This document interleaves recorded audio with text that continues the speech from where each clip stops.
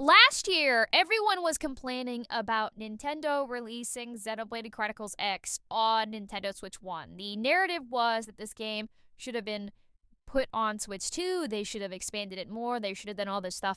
It is very, very interesting to see what has happened now that Xenoblade Chronicles X has been confirmed to be getting a Switch 2 edition. You are seeing a lot of people whine, a lot of people complain about not getting new content for a game that already got new content. Essentially, what we are seeing is just people trying to downplay another major Nintendo Switch 2 release. This has been a reoccurring trend for the past several weeks.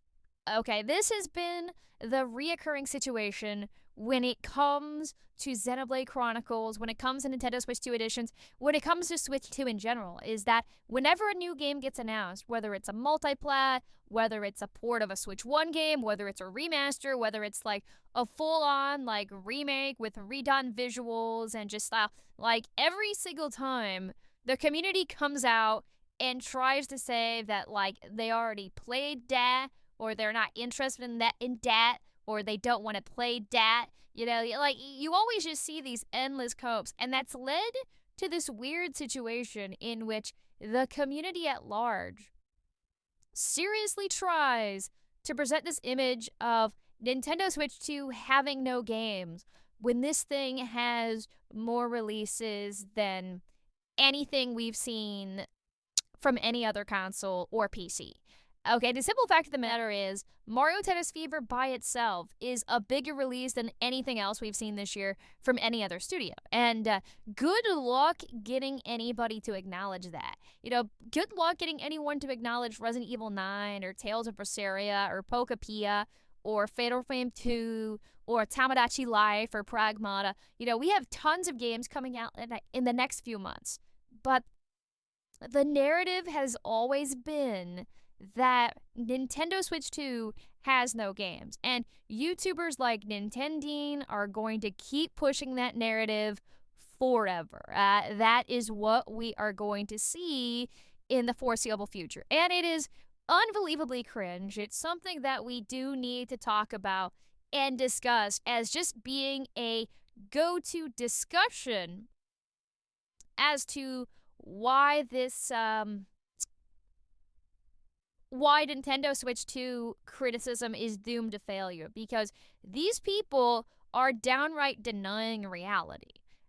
Okay, like when you look at all the new games that are coming out, the idea that Nintendo charging for like an upgrade to a Switch 1 game, the idea that that's going to go over poorly is just laughably off base and really should be studied as just an example of how desperate the community is. You know, the idea that this is overpriced or that this is unreasonable is just laughably stupid. Like, again, Nintendo Switch 2 editions are far more affordable than the straight-up Wii U ports back in the day, because they are allowing you a pathway to upgrade a game you already own.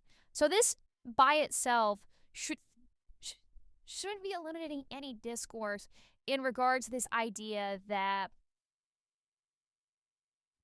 Nintendo is lazy or that they're too expensive or that or whatever. Like, this in and of itself should be seen as a superior option, but it's not.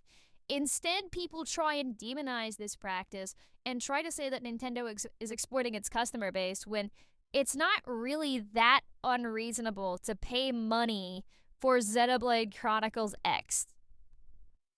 For me personally, every single Switch 2 game feels like it's being massively downplayed and underrepresented. You know, Xenoblade Chronicles X is a very good example to that, because when you look at this game, when you look at what it's accomplishing, when you look at the new content they added in the Switch 1 version, a small resolution bump for and uncapped frame rates for the Switch 2 edition should be celebrated, right? We already got our new content. We already got our expanded game. We already got changes. We already got all of our new characters. So essentially what this Switch 2 edition does is simply take that content that already exists and give it, like, it makes it run better on Switch 2. Right? There's nothing unreasonable about that. There's nothing ridiculous about it.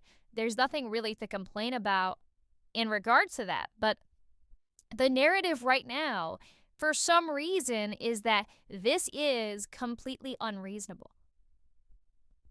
The narrative is that somehow Nintendo butchered this game and that it's completely unplayable and that it's way too expensive for what it is. It is honestly a downright cope and really should be studied as just an example of just how desperate the community at large is in downplaying Nintendo products, in trying their hardest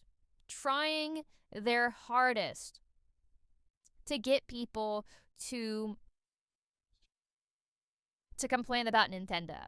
That's just the reality of it, is that this is a new shadow drop Nintendo Switch 2 game, a game that is going to get, like, new players, a game that, like, is over 600 hours long. This is a game that should be of interest to you if you've never played it before, if you own the Switch 1 version. There should be something to look forward to as we wait for the release of Resident Evil 9 and Poca-Pia, right? For Fatal Frame 2, for Tabadachi, right? This is a perfectly reasonable, high-quality announcement.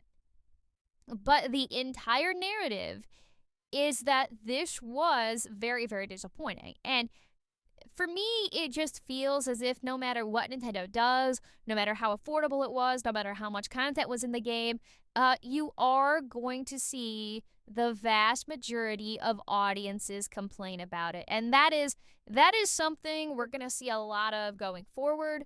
That is something that I think is going to be really ridiculous in the near future. I feel as if this entire situation is nothing but an example of just how delusional and off base the community actually is.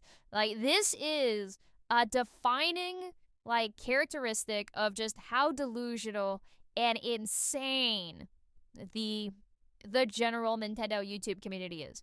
This is yet another example of why you can't trust the vast majority of people in this community. It really does need to be said that if you play as many video games as I do, you have more credibility and more skills than any one of these individuals who just kind of sit there and talk about games all day but don't actually play them. They want to talk about price points and they want to talk about, like, the stock prices without really understanding those things, but they're not really gamers and they don't really understand what's driving people to play certain games and to engage with certain experiences. And I do think that is a major reason why they are so often blindsided by major Nintendo success stories.